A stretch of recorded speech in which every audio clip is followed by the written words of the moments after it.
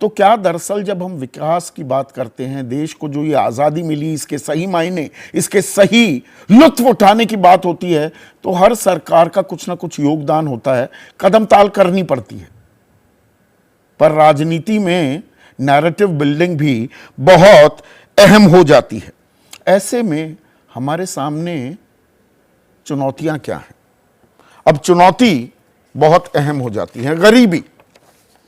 जब हम गरीबी की बात करते हैं, मैंने आंकड़ा आपको बताया 21 करोड़ और 23 करोड़ का। चीन ने 40 सालों में 80 करोड़ लोग गरीबी रेखा से ऊपर ले गए और हम 71 से नारा लगा रहे हैं गरीबी हटाओ। डेनमार्क में 0 करप्शन है और भ्रष्टाचार के मामले में नीचे की तरफ से हम 80वें नंबर पर हैं। ह्यूमन डेवलपमेंट इंडेक्स यानी कि इंसान का कितना विकास हो रहा है, 191 देशों में से हम 132वें नंबर पर हैं। अब आयुष्मान भारत योजना है, 5 लाख रुपए तक का इलाज आपका मुफ्त में हो रहा है, लेकिन दरअसल देश के सकल घरेलू उत्पाद का सिर्फ 0.6% ही स्वास्थ्य पर खर्च किया जा रहा है आम आदमी के, जबकि अमेरिका जैसे मुल्क में 2.1 किया जा रहा है, जबकि अमेरिका जैसे मुल्क में यह 19% का आंकड़ा है। रिसर्च एंड डेवलपमेंट में हम सिर्फ आधे फीसदी से थोड़ा ऊपर खर्च करते हैं। सड़क दुर्घटनाओं के मामले में हम दुनिया में अव्वल नंबर पर हैं। और शिक्षा की बात करें तो 4.5% हम खर्च करते हैं, जबकि ग्रीनलैंड जैसा देश भी 10% से ज्यादा खर्च कर रहा है। तो जब हमें विश्व गुरु बनना है और यह सपना है और यह सपना साकार होगा, देश का डंका बजे, हमारी ताल ठोकी जाए पूरी दुनिया में, उसके लिए हमारे सामने चुनौतियां जो हैं उसका कोई हल भी है और इसमें एक सर्वसम्मति भी बनेगी क्या? और उस हल में बेरोजगारी तो है ही, 8.3% से ऊपर चल रही है। अब यह महंगाई का बम फिर फूट गया। आज ही जुलाई की महंगाई दर आई है सामने और वो 7.44% है।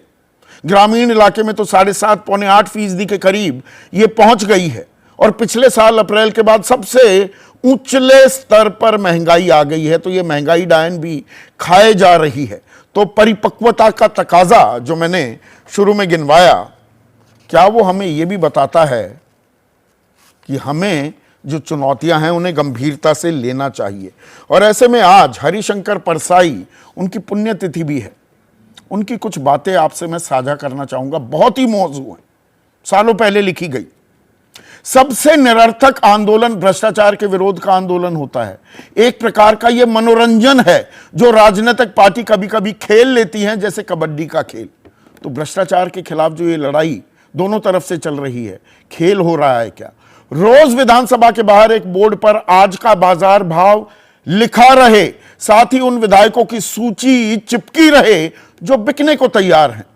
इससे खरीदार को भी सुविधा होगी और माल को भी। जो ये मंडी सज जाती है उस पर टिप्पणी थी।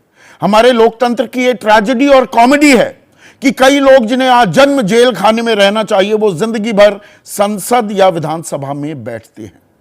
अपराधीकरण जो हमारी संसद का हो गया है, विधानसभा का हो गया है।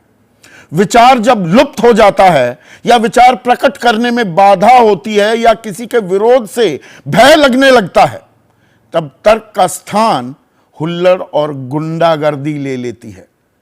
तर्क से हम जुदा होते जा रहे हैं क्या? दुनिया में भाषा अभिव्यक्ति के काम आती है, इस देश में दंगे के काम आती है। यह एक कड़वी हकीकत है क्या आज भी? और जब शर्म की बात, गर्व की बात बन जाए, तब समझो जनतंत्र बढ़िया चल रहा है। क्या ऐसा भी हो रहा है? इसी पर आज की चर्चा होने वाली है। ऐसे में आज का सीधा सवाल आपके सामने पेश कर रहा हूं। सीधा सवाल क्या है कि जो ये मूल समस्याएं हैं, महंगाई की, बेरोजगारी की, गरीबी की, इनसे आजादी कब मिलेगी? और 56 वर्सेस 10, 56 साल कांग्रेस के, 10 साल 10वें में आ गया अब मोदी राज, इस पर घमासान तरक्की में किसका कितना योगदान? चर्चा में